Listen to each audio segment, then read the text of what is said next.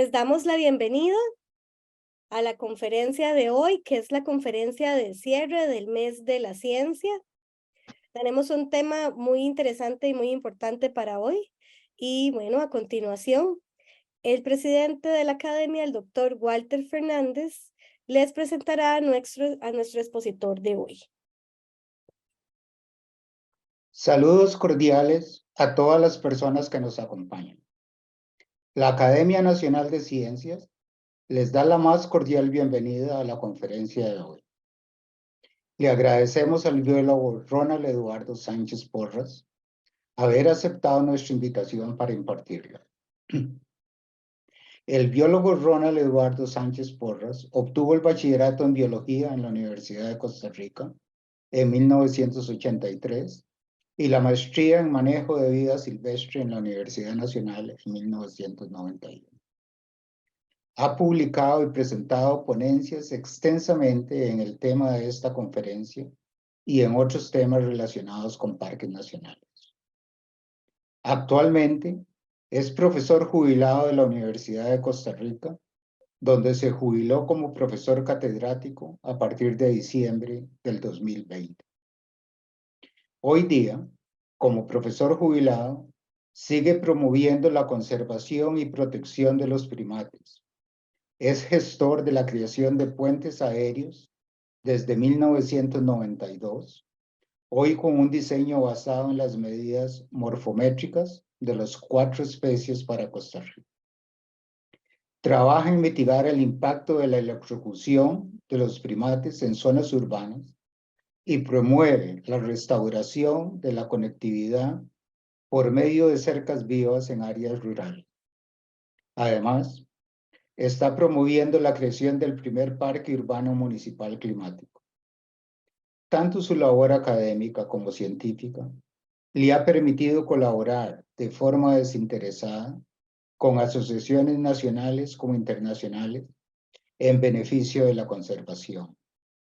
Hoy se dedica a promover la ciencia ciudadana mediante el Conteo Nacional de Primates, lo que permite concientizar a la comunidad desde un punto vivencial sobre el estado de conservación de sus primates, así como obtener nuevos registros de la presencia de primates dentro del país. Es un gusto tener con nosotros a tan destacado conferencista, a quien le solicito, por favor, iniciar su presentación. Bueno, muy buenas tardes. Agradecerle al doctor Walter Fernández, presidente de la Academia de Ciencias, por esta oportunidad que me permite el día de hoy compartir con todos los costarricenses una de las experiencias tal vez más interesantes desde el punto de vista científico, llevado a una práctica hoy día a nivel de las comunidades.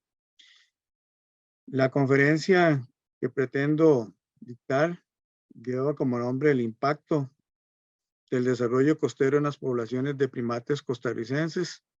Sin embargo, esto prácticamente está a lo largo de todo, al menos el istmo centroamericano por el momento.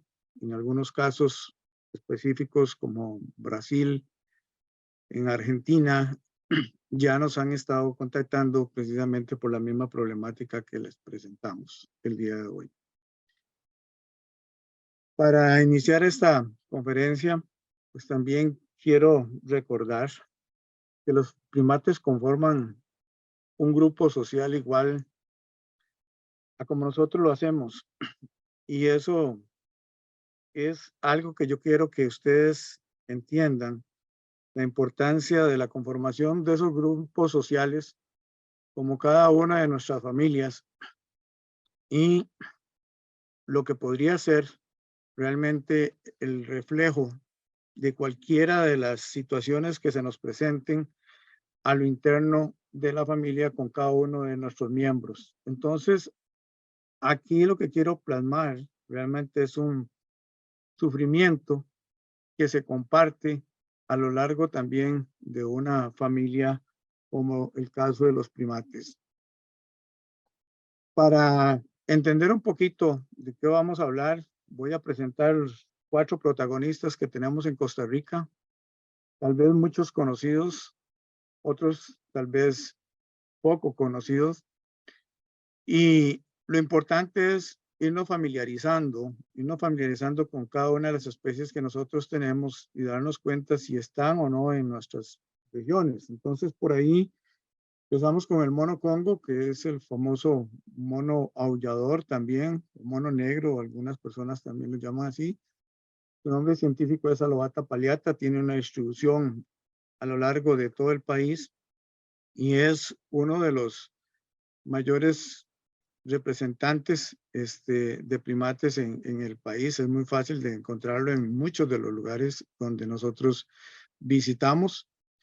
También tenemos el mono cara blanca o capuchino, que es una especie muy conocida por toda su inteligencia y por todo esa plasticidad que tiene de interactuar con los humanos, ¿verdad? Entonces, en muchos parques nacionales, pues vemos la presencia de estos animales tal vez más animados que los otros 3 que tenemos en el país en compartir con nosotros algunas de las vivencias. El tercer mono que tenemos para Costa Rica es el mono araña o mono colorado, el famoso Ateles geoffroyi. Este es una especie que también tuvo un dominio a nivel de todo el país, pero lamentablemente al reducir sus hábitats, pues obviamente hoy lo tenemos en muy pocos lugares. Es una de las especies más afectadas desde el punto de vista de afectación a su hábitat. El cuarto mono es el más pequeño de todos los que tenemos en Costa Rica, se le llama tití o mono ardilla. Hoy día es una de las pocas especies que se han visto afectadas por el trasiego ilegal, ¿verdad? Entonces, a pesar de que tenemos algunos de los problemas ya propios de la especie en los lugares donde habitan, pues ahora con este trasiego de migrantes, pues también están habiendo algunos problemas con este mono tití, el cual también es trasladado ya fuera de nuestras fronteras también y se convierte en una especie a poner atención. Entonces, hago estas explicaciones porque creo que es pertinente que las personas que nos están escuchando pues entiendan un poquito más a qué nos vamos a referir.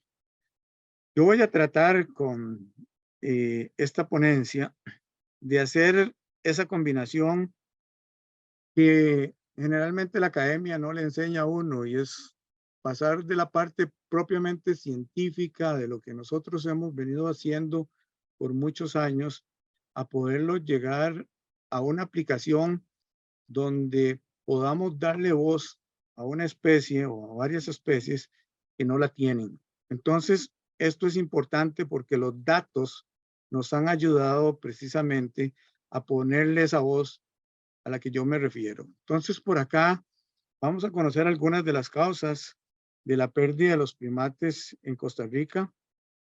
Y la primera de ellas es el cambio de uso del suelo, especialmente en zonas costeras. Y esto no es de ahora, desde hace algún tiempo, 1940, cuando abrimos la carretera interamericana, pues entonces empezamos a hacer esos cambios de uso del suelo y pasamos a una condición, especialmente en esas áreas del Guanacaste, parte de Punta Arenas, algunas partes del Pacífico Central y parte del Pacífico Sur, pues también con extensiones grandes en ganadería, o otra de las amenazas es el aumento de las zonas agrícolas, ¿verdad? Entonces vamos viendo cómo realmente esa conectividad que tenían nuestros bosques en términos generales, pues se ven reducidos a parches relativamente pequeños, a fragmentos que van también haciendo que las especies pues se vayan adaptando a estas condiciones que tienen sus implicaciones, más adelante las vamos a ver. Otro de los aspectos que tiene que ver con esta pérdida es la falta de ordenamiento territorial, una falta de planificación urbana y especialmente en zonas costeras la pérdida de la zona marítimo terrestre. Entonces, cuando nosotros empezamos a ver estos paisajes a lo largo de muchas de nuestras playas, pues tal vez para muchos es importante el tener su casa de recreo o su hábitat en ese lugar, y especialmente cuando hemos escogido algunas de nuestras playas para poder pasar los últimos años hasta de nuestras vidas, por ser una zona que climáticamente contribuye a esas condiciones óptimas, y no nos damos cuenta realmente que lo que estamos provocando por falta de esa planificación urbana o ese ordenamiento territorial, el hecho de que estamos modificando los ecosistemas a los cuales nosotros de una u otra forma nos habíamos enamorado para poder ubicarnos y vivir en estas regiones. Entonces esa pérdida y ese desorden pues tiene unas implicaciones sumamente graves para la mayoría de las especies, y en la medida en que nosotros vamos pasando de un crecimiento de inmobiliario normal, que podríamos decir de casas de habitación, allá los famosos condominios y ese crecimiento urbano, pues cada vez las cosas se complican un poquito más. De eso, pues también hay que poner otro elemento que viene acompañado de ese crecimiento urbano y estos grandes desarrollos, que tiene que ver con el aumento en la infraestructura. Y ustedes ven que nosotros en un momento tuvimos esa carretera que íbamos para el Guanacaste, con esa cobertura boscosa que nos permitía esa gran conectividad. Hoy día, pues eso ha cambiado, y entonces ya la vemos de una forma tal que obliga a las especies a poder hacer un manejo diferente de ese tránsito, de esa conexión que tenían con algunos sitios, ya sea de anidación, ya sean sitios de reproducción, o ya sean sitios de alimentación. Especialmente con los primates, pues obviamente son sitios de alimentación importantes, de acuerdo con el rango de hogar o el ámbito de acción que los animales presentan a lo largo de la conformación de sus grupos en las áreas que se han ubicado. Otro de los impactos que tiene que ver con esta pérdida, con este impacto que tenemos en zonas costeras, pues tiene que ver con los incendios forestales, ¿verdad? Generalmente esto es una estrategia que también se está usando mucho para efecto de hacer ese cambio de uso de suelo cuando no se permite de una manera oficial, pues simplemente se usa una estrategia de quema de bosques para lograr cambiar el estatus de ese bosque, ¿verdad? Y así pues obtener permisos para las grandes concentraciones urbanas. Tal vez deberíamos preguntarnos cuáles son esos beneficios que los monos nos brindan. ¿Qué hacen los monos por nosotros? Y en verdad son grandes colaboradores en lo que tiene que ver con la dispersión de semillas y la restauración o renovación de nuestros bosques. Porque mucha gente considera que podríamos estar haciendo reforestaciones, y eso lo vamos a ver más adelante, para poder lograr readecuar otra vez los hábitats perdidos. Pero lamentablemente esto no funciona así. Los bosques tienen una dinámica, y nosotros con los procesos de reforestación generamos en la mayoría de los casos una siembra de palos que algunos de ellos pues ni siquiera llegan a tener un final feliz. Entonces, estos animales pues continuamente están haciendo esa dispersión de semillas y están contribuyendo a ese cambio que los bosques requieren. También son animales que nos ayudan a que ese bosque pues crezca, se vea tal y como nosotros muchas veces los vemos en las diferentes zonas, porque pasan podando ese crecimiento, ¿verdad? Y permiten que esa poda por alimentación que hacen va a surgir nuevas ramas, y así el crecimiento de nuestros árboles en los bosques.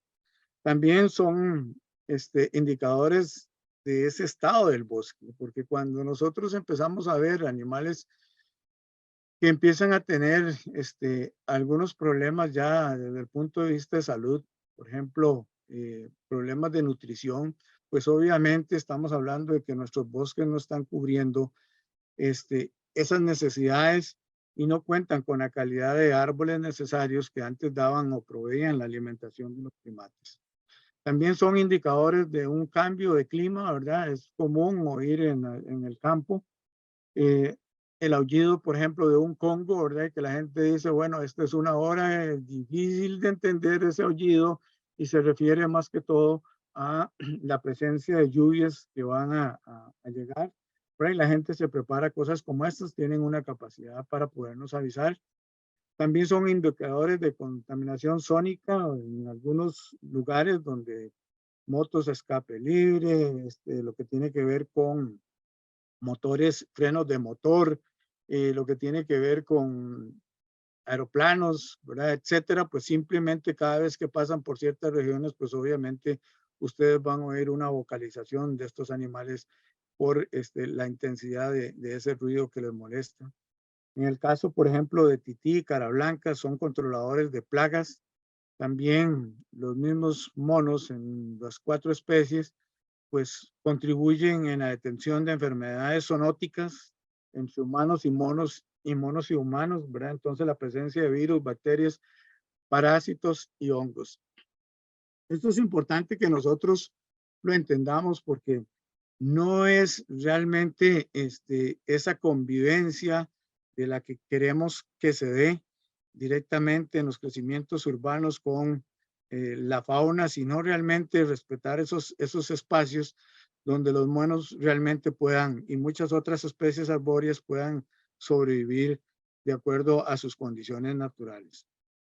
También otro aspecto importante, y ese es el que tal vez para muchos es uno de los más importantes, que tiene que ver con elementos puramente económicos, ¿verdad? Que son una gran atracción para la mayoría de los turistas que nos visitan, tanto extranjeros como nacionales, y hay que quedarse viendo realmente cuando encontramos algunas de estas tropas a lo largo del camino.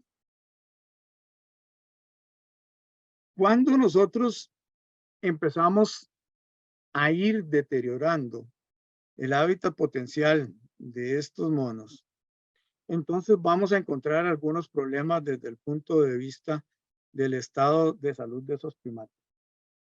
Hace algunos años iniciamos un trabajo entre varios compañeros como el doctor Misael Chinchilla, el doctor Gustavo Gutiérrez, la doctora Idalia Valerio, algunos otros estudiantes de la universidad, obviamente, para poder realmente entender qué pasaba con la población de los monos costarricenses, y de ahí pues obviamente desarrollamos algunos trabajos de investigación que nos dio la oportunidad de entender realmente ese estado de salud para lograr pasar de esa ciencia pura, ¿verdad? De ese conteo, de ese análisis, de ese descubrimiento, a lo que al final, pues hoy día tenemos que podría ser una defensa de los primates en función desde el punto de vista ciudadano. En la medida que nosotros vamos fragmentando esos bosques, en esa medida los primates empiezan a tener consecuencias en su estado de salud. Y como ya lo dije anteriormente, empezamos por una calidad baja desde el punto de vista alimenticio, ¿verdad? Una mayor infiltración de los rayos solares dentro de esos fragmentos, y así provocamos pues también problemas a nivel de piel y otros más desde el punto de vista de radiación ultravioleta.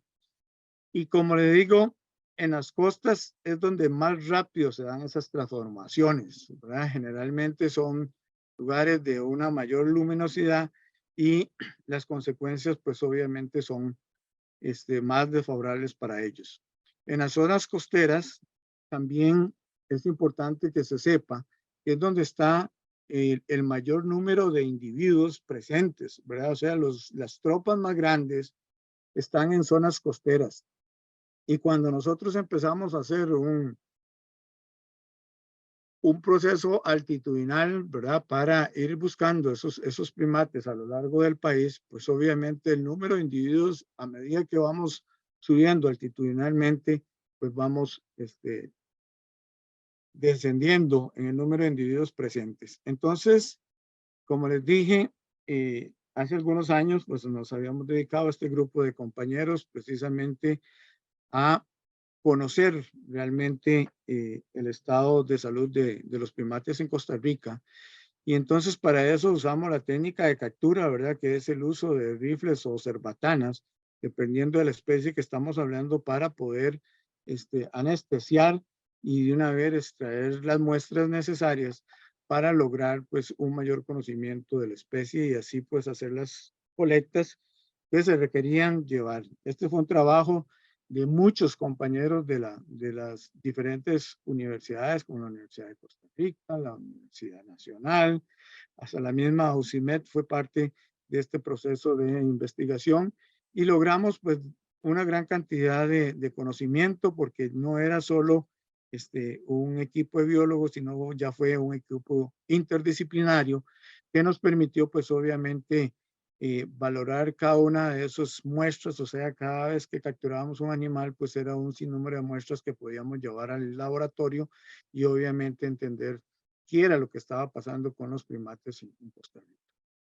De ahí que de más o menos unos 700 individuos capturados, pues podemos decir que un 44% de esas muestras fueron positivas con algunos parásitos conocidos como Entomoeba coli o Entomoeba dispar o Entomoeba histolítica, ¿verdad? También se dio por primera vez la presencia de Entomoeba chatoni en Costa Rica y algo importante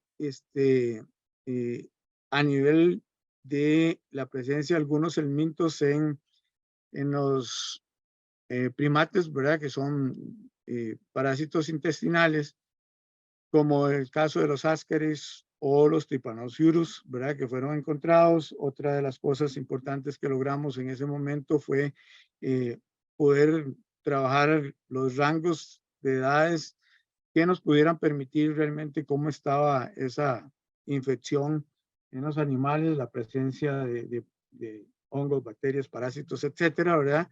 Y encontramos obviamente que en pesos entre 1.5 a 5 kilogramos era donde más existía esos procesos de infección. Y de ahí pues obviamente presentamos las diferentes hallazgos que se dieron, ¿verdad? Para poder pues entender realmente si nosotros íbamos a tener posteriormente ese intercambio, si ya lo teníamos desde el punto de vista zoonótico entre las especies de primates y los humanos. Entre más cerca estaban los primates hacia los humanos, pues entonces íbamos a encontrar alguna presencia de parásitos que ya se compartían entre los dos casos. También se analizó la dentición y esto es muy importante para conocer ese estado de salud de esos animales, no solo por los procesos ya de fragmentación que hemos hablado, sino por la cantidad o cambio de esa dieta que puede producir esa nueva dieta en la pérdida de la dentición.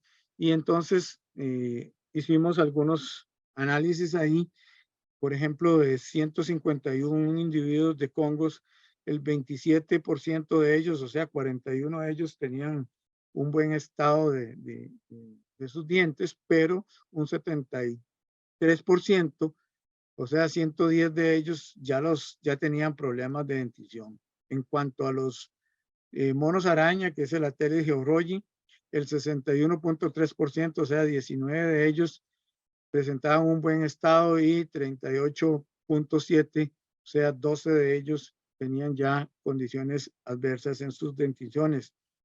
Y si ustedes ven también aquí, por ejemplo, en Ateles georroyi, o mono araña, el número de individuos capturados, y es que realmente esto también tiene que ver con la presencia o ausencia de esos individuos en nuestros bosques, ¿verdad? Entonces, no es tan fácil hoy día encontrar ateles en los bosques nuestros debido a que muchos de ellos obviamente ya han desaparecido y la mayoría con grupos importantes, pues obviamente se encuentran en áreas protegidas.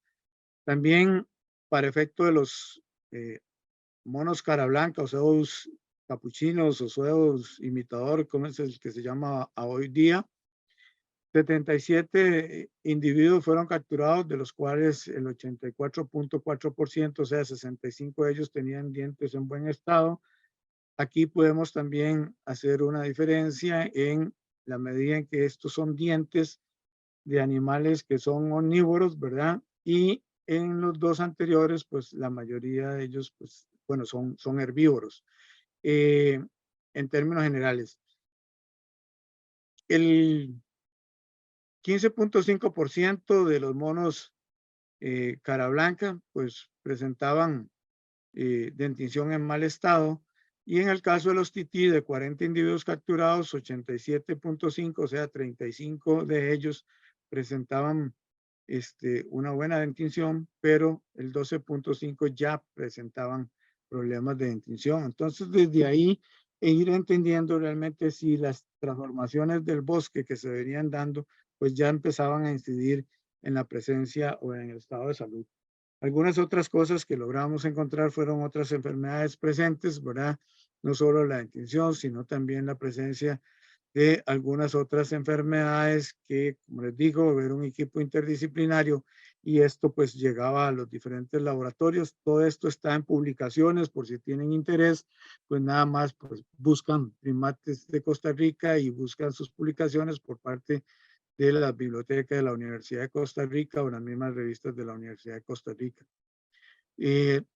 Algo que también nos llamó la atención es la presencia, y por eso estas zonas son de cuidado cuando estamos perdiendo cobertura boscosa y empezamos a tener porcentajes muy altos de cataratas en algunos de los primates en Costa Rica, o la presencia de una coloración diferente a la que estamos acostumbrados a conocerlos, ¿verdad? Y este leucismo o coloración anómala que se conoce también, pues ya hay presencia en algunas partes del país donde hay varias teorías sobre a qué se debe eso, pero nosotros también apostamos a un cambio en las condiciones de esa vegetación que permite la radiación ultravioleta hacer transformaciones en las mismas plantas y obviamente en la dieta de los animales. Por otro lado, pues también encontramos algunas otras enfermedades que están ligadas a la presencia de algunos infecciones, ya sea que por peleas internas entre los machos o en el mismo grupo, o por accidentes propiamente generados dependiendo de las zonas donde están, o en algunos otros casos por problemas puramente genéticos, como podríamos ver en la foto que les estoy mostrando. También esta pérdida de hábitat pues trae condiciones de una capacidad adaptativa para que esos animales pues entonces empiecen a llegar más a las zonas urbanas y empezamos a ver también esos cambios en su dieta, ¿verdad? Ya empezamos a ver, como lo vimos en el Parque Nacional Monel Antonio, ¿verdad? Que hemos insistido muchos años de no dar de comer a los animales en nuestros parques nacionales, y estos pues obviamente ya son visitantes de basureros urbanos y de otras condiciones adversas. Entonces, esto es parte de esa transformación en la medida en que nosotros vamos haciendo los cambios a nivel del hábitat. Por otro lado, pues también, como digo, esa insistencia de dar de comer a los animales y ir provocando que estos animales pues obviamente compartan con nosotros algunas otras condiciones adversas. Por otro lado, dentro de esas causas de muerte que tenemos hoy día de una gran cantidad de monos en Costa Rica, podemos asociarlos ya no a esos otros problemas que vimos anteriormente, sino también allá la convivencia propiamente en zonas urbano-boscosas, ¿verdad? Para llamarlo de alguna forma.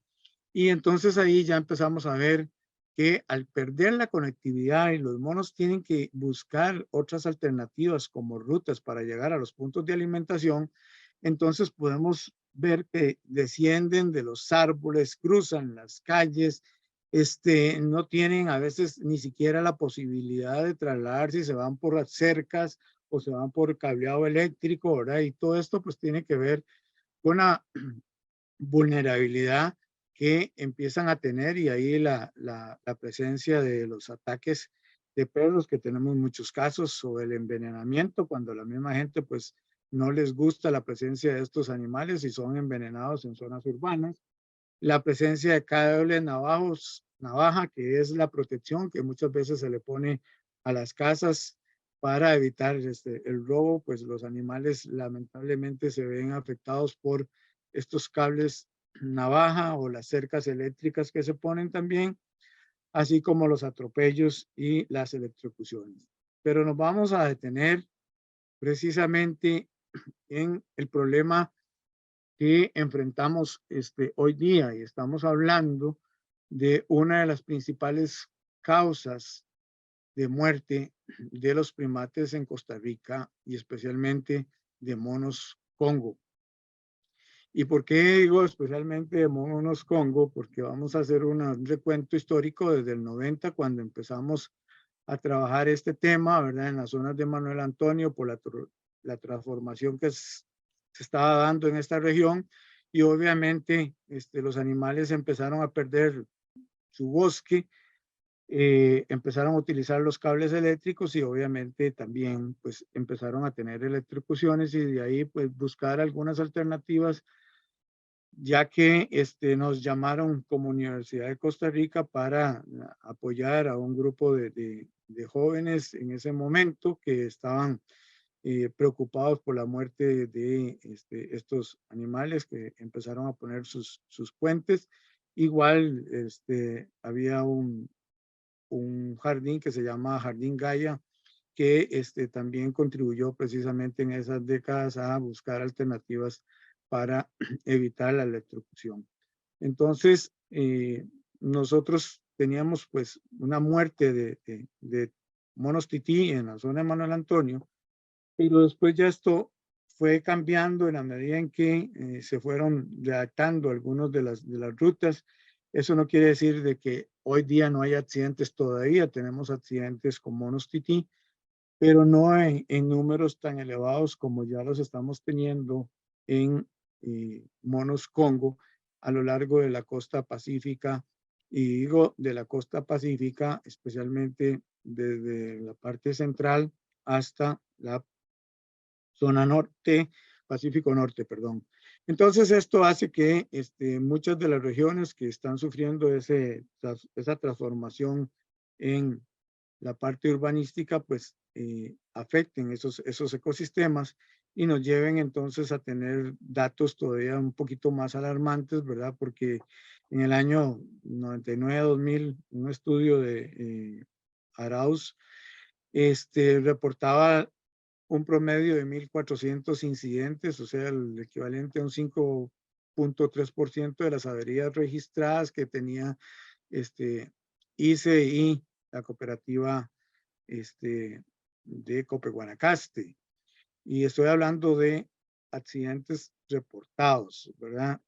Para el 2020, los números andan más o menos alrededor de 7.000 accidentes reportados, y un aumento más o menos en el 16% de esas desconexiones, producto de no solo la muerte de monos por electrocución, sino también de muchas otras especies. Entre esos podríamos citar el caso de ardillas, de toros pelones, de caso de osos hormigueros, etcétera, ¿verdad? Entonces hay un sinnúmero de animales que se están viendo afectados, que son animales arbóreos, que al perder pues esa condición pasan a utilizar los cables como parte de eso. Entonces, ¿cómo vemos nosotros realmente ese ataque a la zona costera? Y ahí es donde empezamos a ver esa transformación que se tiene, ¿verdad? Especialmente en lo que es la zona marítimo terrestre, una zona que debería estar protegida,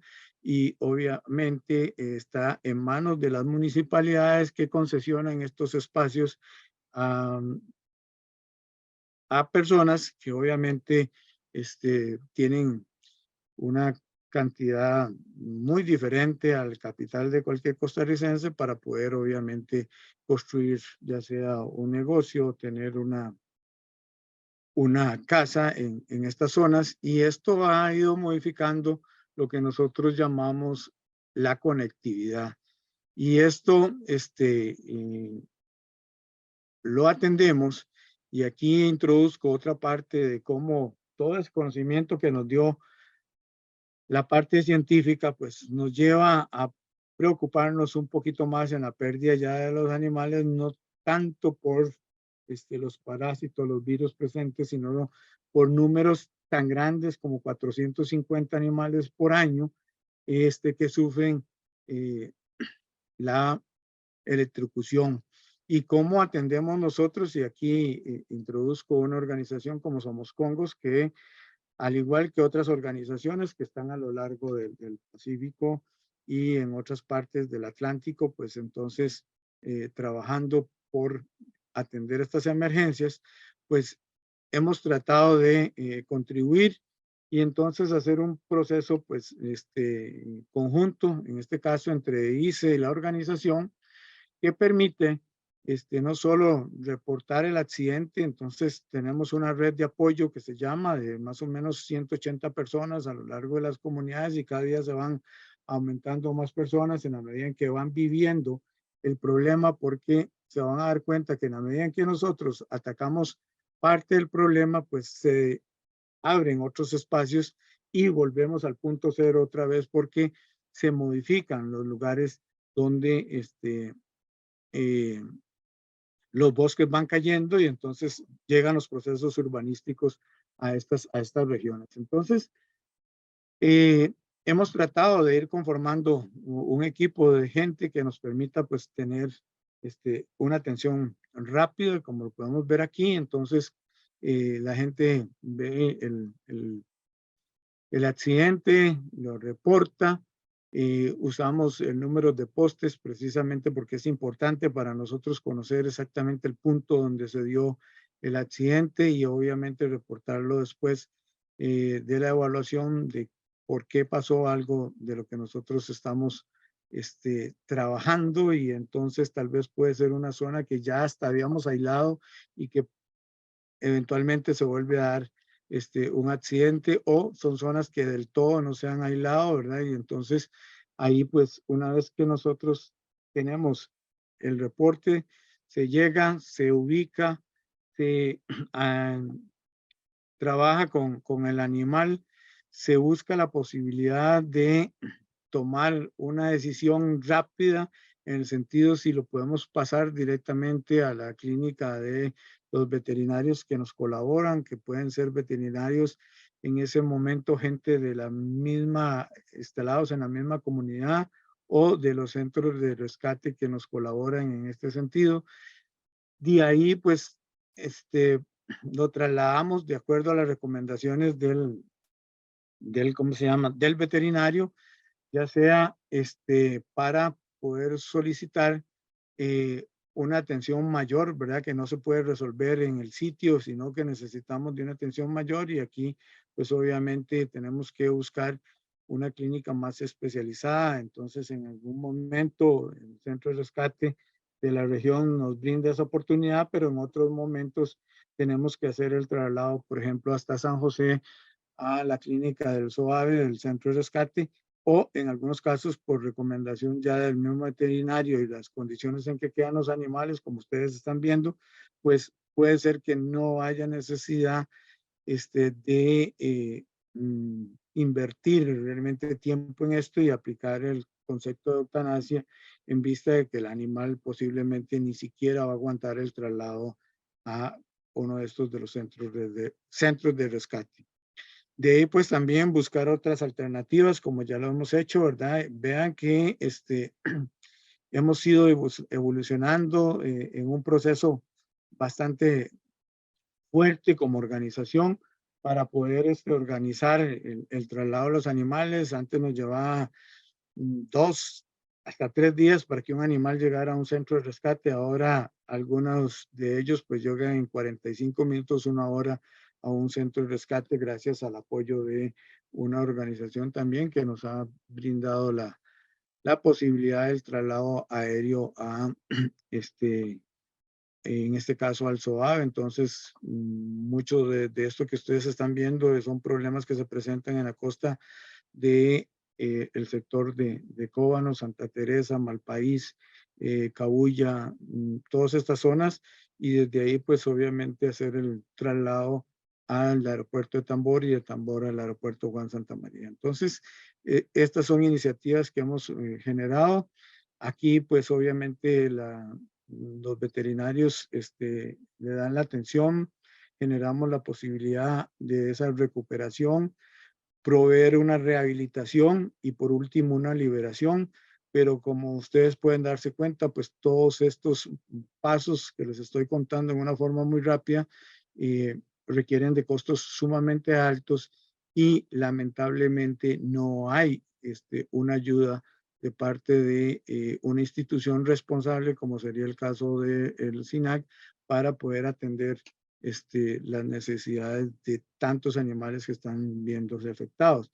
Por otro lado, pues como les dije, esa negociación con instituciones que nos permita pues entonces sustituir el cableado que está vivo, que llamamos, ¿verdad? Un cableado aislado, y poder usar conectores que están desnudos y poner aisladores de esos conectores o aisladores de transformadores, ¿verdad? Y todo esto pues tiene costos bastante honorosos que se cubren a nivel de organización gracias a todo el apoyo de las personas que financian esta acción, ¿verdad? Entonces, coordinar todos esos procesos, porque tenemos que dejar comunidades sin luz por un momento, pero obviamente a sabiendas de que vamos a darle la oportunidad a esos primates de poder hacer otra vez conectividad.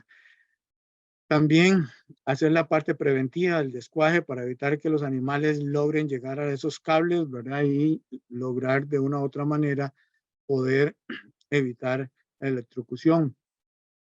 Nosotros decimos que la mejor conectividad son los árboles, seguimos insistiendo en esto, la mejor conectividad son los árboles, pero ante la ausencia de ellos, los pasos aéreos o puentes son una alternativa, pero no son una solución, porque nosotros no podemos simplemente estar llenando el país de estos puentes en la medida en que nosotros vamos perdiendo nuestros bosques por intereses un tanto más productivos según algunas personas que los mismos monos, a sabiendas que lo que estamos vendiendo es biodiversidad.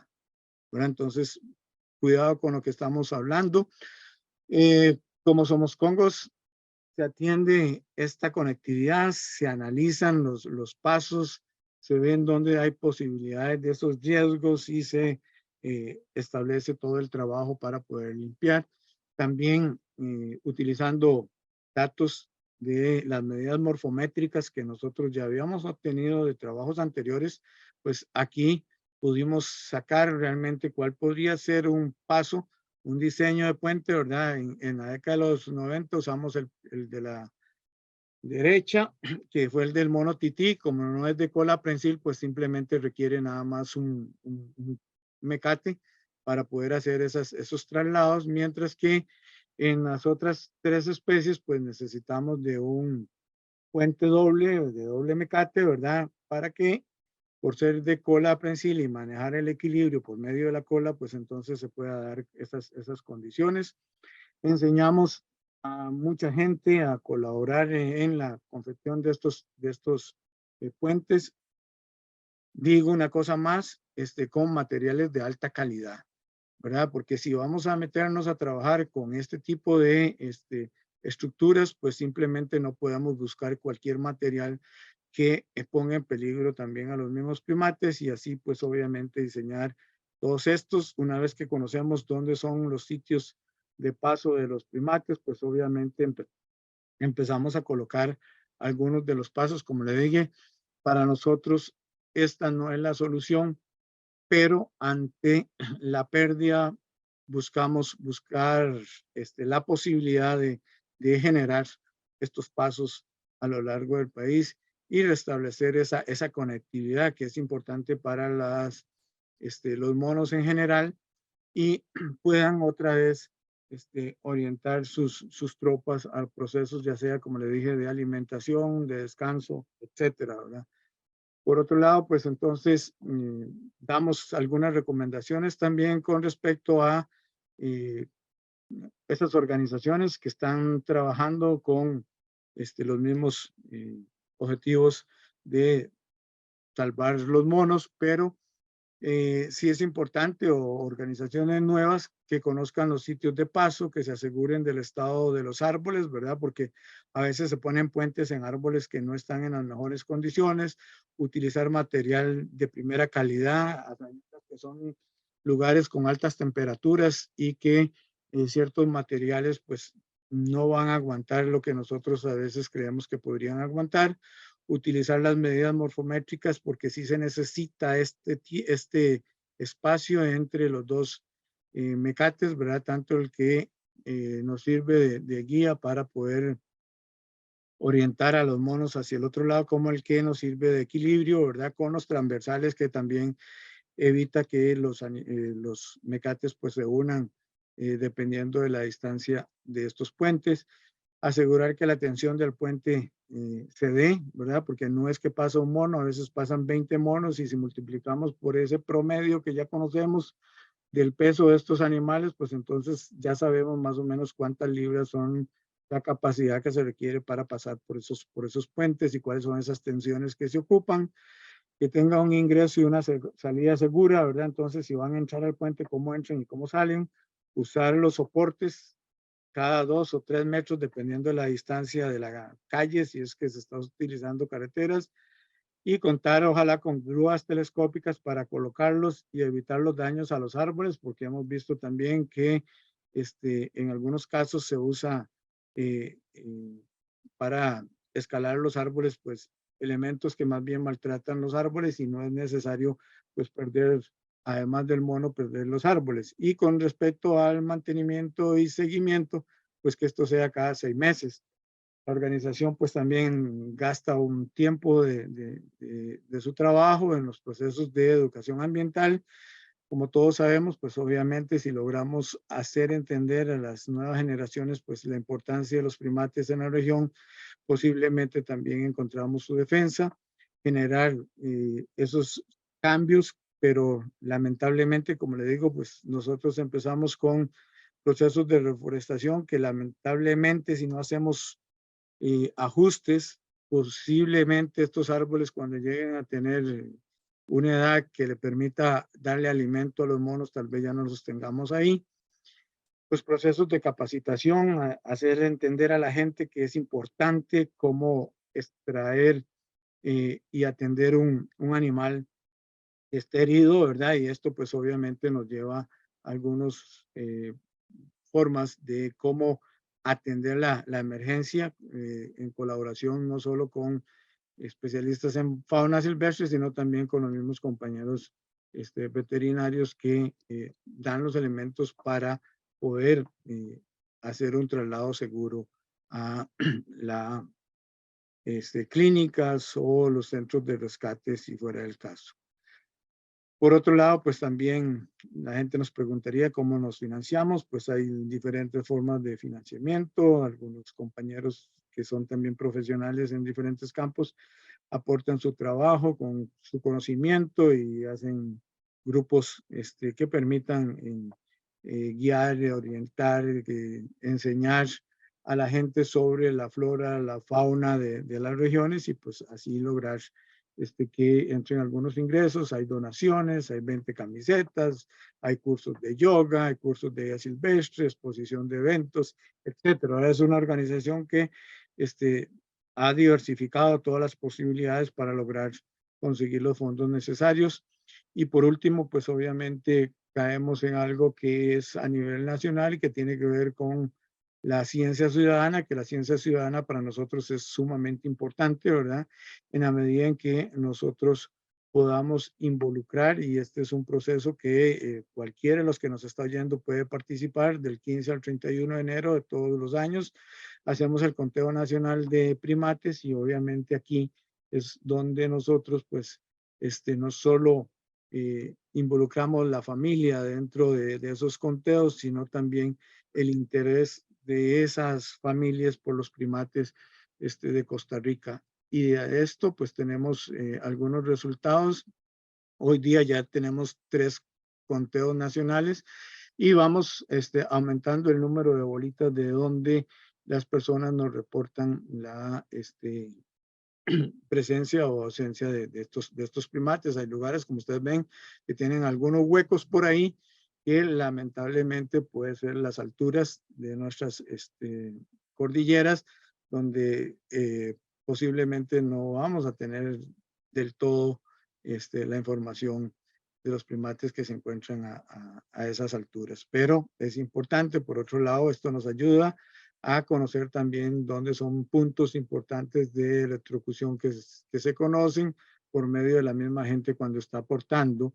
Esto es un proceso también que se lleva con muchas otras organizaciones, ¿verdad? Que colaboran y bajo una plataforma de ingresar los datos que se llama el Natural List y el WhatsApp de nuestra organización, y ahí se van incorporando todos los datos que las personas pues obviamente consideran. Y ya para terminar, pues nuestra propuesta de todo este enredo en el cual estamos inmersos, creemos que si queremos buscar verdaderas soluciones, debemos presentar una política institucional del SINAC que evite la pérdida de los primates por electrocución. Esta política no la tenemos, ¿verdad? Entonces, lamentablemente, pues las compañías que distribuyen la parte eléctrica, pues obviamente no asumen su responsabilidad ambiental como debería ser para efectos de minimizar el impacto de los primates. No pedimos que se cambie o se use cableado subterráneo, a pesar de que todo el centro, el casco central de San José lo tiene, ¿verdad? Nuestras regiones pues no tienen esa oportunidad, pero sí hay formas de que se puedan hacer por lo menos algunos trayectos donde es más evidente, o lo que le llamamos nosotros los puntos calientes, que permite hacer esos cambios a por lo menos cable aislado. Rescatar la zona marítimo terrestre de ese fiestín municipal, ¿verdad? Ese es un cambio en la legislación, y respetar la categoría como una reserva, que si ustedes leen la ley de zona marítimo terrestre, la categoría que tiene es de reserva, y obviamente se hizo con el afán de darle protección a nuestras playas en la zona costera, que permita esos bosques pues mantenerse en una condición óptima y así ser utilizado por muchas de las especies. Promover ese ordenamiento territorial. También es importante exigir el uso de ese cable aislante o electrificación subterránea a proyectos urbanísticos que invierten miles de millones de dólares y no son capaces, obviamente, de hacer un trabajo a nivel de electricidad subterránea, o al menos aislante, y que las mismas municipalidades, el INBU y todos los que tienen que ver con elementos urbanísticos podrían ayudarnos a evitar realmente la electrocución no solo de primates, sino muchas otras especies. También exigir la responsabilidad ambiental que corresponde a estas empresas distribuidoras de electricidad, crear corredores biológicos costeros que permitan la conectividad y movimientos migratorios de las especies, capacitar y dotar a la policía turística de una legislación que evite los daños ambientales antes de que estos sean irreversibles. Pasa mucho tiempo, se destruye mucho y no hay posibilidades de detener el daño. Promover esa detención entonces y clausura de obras de forma inmediata, debido a que muchos de estos daños ambientales no cuentan con los permisos correspondientes, y esa es una falla en todo lo largo y ancho de la mayoría de las municipalidades. Hay cientos de casos que vemos que hay una irresponsabilidad en cuanto al manejo de nuestros recursos costeros. que el SINAT cubra los gastos de atención veterinaria de la vida silvestre accidentada a los centros de rescate, pues no todos los centros de rescate tienen esta ayuda y son muchos los colones que verdad están aportando estos centros y los veterinarios de localidades que colaboran en ese sentido. También no tenemos ni siquiera cómo atender y por eso ustedes ven que mucho no nombré el MINAE porque realmente no es un ente participativo de los problemas que tenemos porque ni siquiera tienen personal. Entonces, ni SINAC ni las municipalidades le dan seguimiento ni a los proyectos de construcción, menos a la protección de la vida silvestre. Respetar la conectividad ante el uso de pasos aéreos de baja calidad y diseños irresponsables. Entonces, vean que es importante que se tenga realmente un diseño que le dé seguridad a los animales y que no usemos cualquier material que se nos ocurra para poder hacer estos puentes. Promover la conectividad con los propietarios mediante las cercas vivas y la cobertura boscosa, fortalecer el surgimiento de grupos comunales ambientales, mantener campañas de educación ambiental, tanto institucionales como comunales, en beneficio de la protección ecosistémica de los primates. Y obviamente, en la medida en que nosotros fortalezcamos la ciencia ciudadana, ¿verdad? Que muchas personas pues todavía no creen en esta posibilidad, es una gran colaboración para hacer de esa ciencia pura a la cual nosotros iniciamos el trabajo con los primates, a darle realmente esa sostenibilidad, sustentabilidad para las especies a futuro. Entonces, en términos generales, yo creo que eso era lo que quería decir y agradecerles a todas las personas que de una u otra manera nos dieron la oportunidad de estar con ustedes el día de hoy, a don Walter Fernández, que es el presidente de la Academia Nacional de Ciencias, a Dayana Mora por todo el apoyo que nos ha brindado, a la bióloga Magda Campos, que también nos apoyó en estar presentes el día de hoy por acá, y a Daniel Gutiérrez, presidente de la organización Somos Congos, y todos los miembros de la red de apoyo en protección de los primates en las diferentes organizaciones en que están. Muy amables y muchas gracias.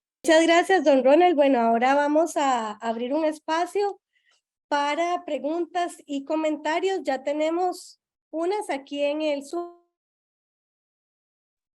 Entonces voy a proceder a leerlas. Dice, sabemos que la humanidad fragmenta los ecosistemas y también hacemos cambios en los paisajes urbanos. Muchas ocasiones hay iniciativas de siembra de árboles sin considerar el tipo de especie y sus impactos futuros. La pregunta es, ¿qué impactos tendría para los monos la arbolización en zonas urbanas? Bueno, creo que lo dije y lo dije en una forma también despectiva. Una cosa es un proceso bien planificado, ¿verdad? Con conocimiento de causa, y otra cosa es una siembra de palos. Cuando nosotros estamos hablando de esa siembra de palos, lo que estoy refiriéndome es realmente a que no cumplen ese papel ecosistémico. Y creo que si queremos realmente aportarle algo a estas zonas urbanas y a las zonas costeras, pues como lo he dicho muchas veces, pues tenemos ejemplos, porque se han hecho en Costa Rica ejemplos donde se ha podido simular el bosque que existió, ¿verdad? Entonces, con las especies propias, con la búsqueda de esa distribución, podemos lograr volver a tener, no exactamente el mismo bosque, pero algo muy parecido a lo que existió. Muchas gracias. De la misma persona, los monos son un atractivo turístico y mi pregunta es, ¿de qué manera se puede hacer un turismo de tal manera que sea beneficioso para los monos? Bueno, yo creo que Costa Rica lo ha entendido bien con muchas especies, ¿verdad? Y hay ya algunas organizaciones a las cuales, pues como siempre lo he dicho, hay que felicitar todas esas iniciativas. El caso de la Fundación Saimiri en el sur de Costa Rica, ¿verdad? La zona sur, pues ellos también ya tienen guías especializados en conocimiento de primates y ya tienen sus grupos, así como el grupo que vienen a ver aves, pues vienen a ver primates, ¿verdad? Y entonces, podemos lograr no solo hacer esa combinación de elementos de esa riqueza biológica que tenemos, sino también la especialización de esos recursos. Y creo que eso es importante para las comunidades que de una u otra manera cuentan con un recurso tan importante como los primates. Porque indiferentemente conozco gente que ha venido de lugares increíbles para conocer un mono en Costa Rica. Un mono en Costa Rica. No estoy hablando de las 4 especies. Tenemos una consulta por Facebook. Dice, ¿se podría decir que hay mayor labor de concientización o apoyo en el sector pacífico, diferencia del Caribe? Yo digo que, y vea que no nombré tanto el Caribe a pesar de que hay electrocuciones en el Caribe, pero el impacto no ha sido tan grande hasta hoy. Y digo hasta hoy porque no sé cuál es el futuro de acuerdo con los planes reguladores urbanos que se están proponiendo, ¿verdad? Que entonces es esa eliminación de nuestros ecosistemas costeros a cambio de un desarrollo urbanístico. No es que yo esté en contra del desarrollo urbanístico, es que necesitamos los procesos de ordenamiento y planificación urbana para evitar realmente lo que estamos viviendo ya en la zona pacífica. Tenemos un comentario. Un fuerte abrazo con aprecio y admiración desde México al gran colega Ronald Sánchez, un referente de la primatología mesoamericana. Mil felicidades por sus contribuciones que inspiran a lo largo de décadas. Juan Carlos Serio Silva.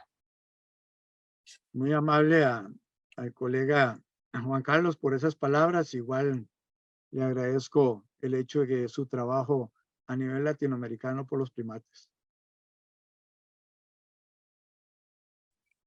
¿Alguien más tiene alguna consulta o comentario para el conferencista?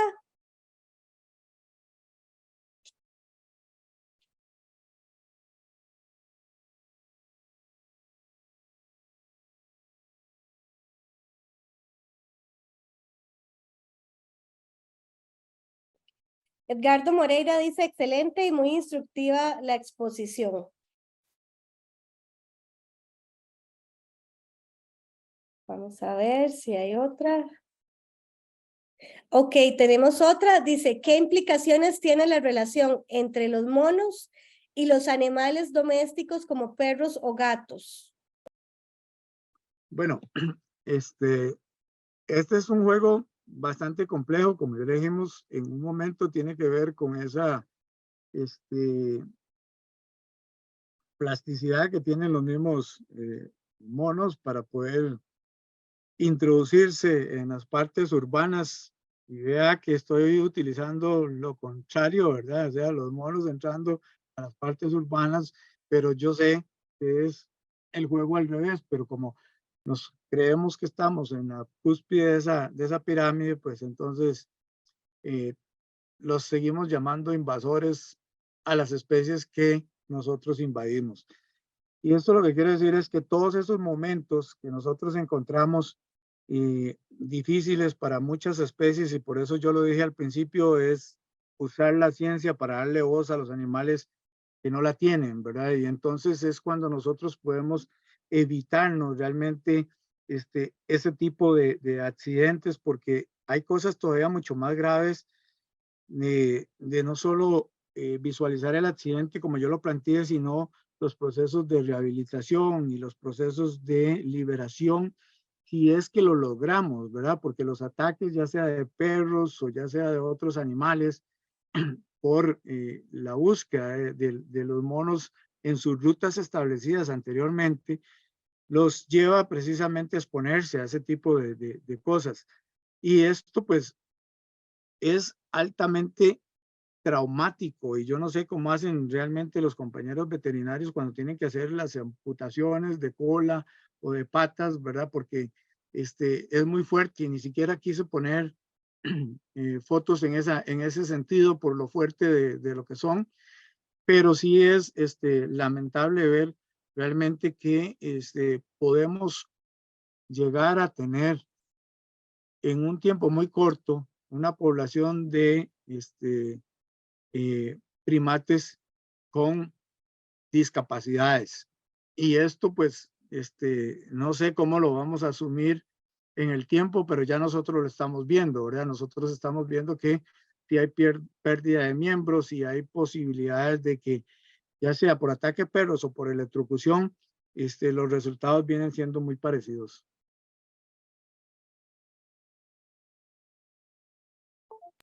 Tenemos un comentario de la doctora Grace Wong. Dice, muy buena presentación. Gracias.